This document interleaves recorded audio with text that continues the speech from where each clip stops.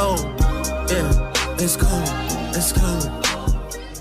Assalamualaikum semua. Saya Nubatisha Balkis dan saya Nurul Azhara, wartawan Sesuka TV melaporkan dari Maidin Pulau Sebang Tampin.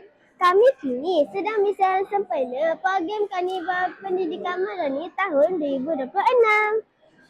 Jom kita lihat suasana sepanjang program berlangsung.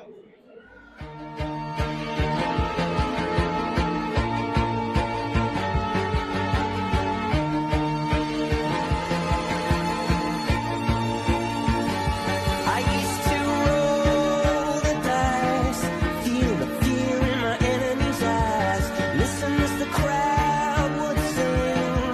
Now the old king is dead, long live the king. One minute I held the key, next the walls were closed on me, and I discovered that my castle stand upon pillars of salt and pillars of sand. I hear Jerusalem bells are ringing, Roman cavalry choirs are singing. Be my mirror, my sword and shield, my missionaries in a foreign field.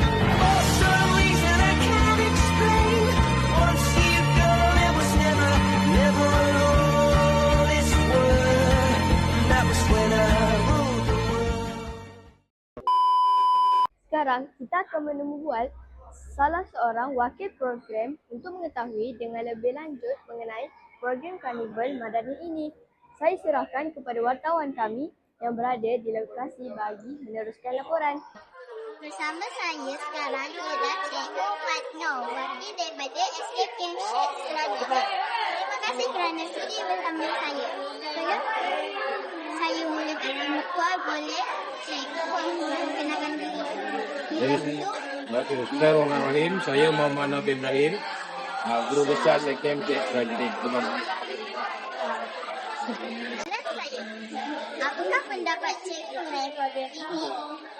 Dan Madani, yang dengan Madani, Jabatan di Kandang Tampik, pada saya merupakan satu program yang sangat baiklah untuk memberi pencerahan kepada semua sekolah dalam Kandang Tampin. Baik kita dapat melihat perkembangan dan juga pencapaian bagi setiap sekolah dalam Kandang Tampin. Okey, sama-sama. Assalamualaikum Cikgu Suhaini. Waalaikumsalam. Soalan saya, apakah pendapat Cikgu mengenai program ini? Okey, bagi pendapat saya, program ni sangat banyak kebaikannya. Sebenarnya kita lihat dia sekarang ni, antara tujuannya dapat mencungkil bakat. Kebaikannya mencungkil bakat murid, lepas tu memupuk sikap berani mencuba dalam kalangan murid. Ya, untuk menjadikan mereka lebih lebih cemerlang pada pagi nanti. Terima kasih Cikgu. Sama-sama. Assalamualaikum. Boleh saya tanya sesuatu? Boleh. Apakah perasaan abang tentang program ini? Perasaan saya seronoklah sebab dapat join kempen Generasi Madani. Terima kasih. Assalamualaikum bang. Waalaikumsalam. Boleh saya tanya soalan? Boleh? Apakah perasaan abang tentang program ini?